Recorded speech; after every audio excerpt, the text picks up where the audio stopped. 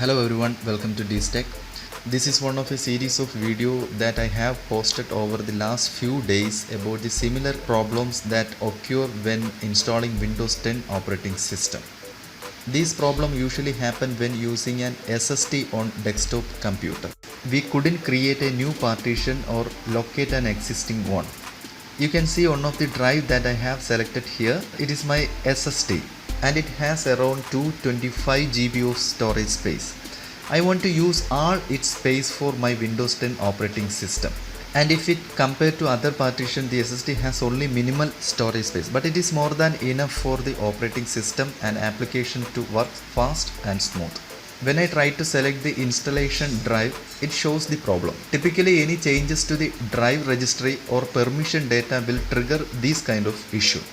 Therefore, restoring the drive data would be helpful to solve some cases. Okay. In this stage, we have to access the command prompt tool with Shift key and F10 and type the diskpart on the window. And it starts the diskpart command. Now type the list disk. Over here I can see my SSD in drive 0 section. As I said earlier, I want to use the entire SSD space for the Windows operating system.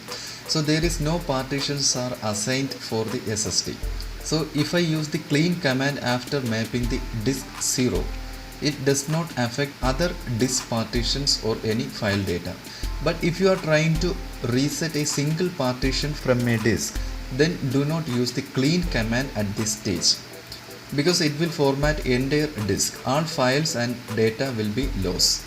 So I am suggesting you to watch the diskpart file saving method to secure other partitions. Check the link below in the description. You will be find the procedure. Thank you for watching. See you next time.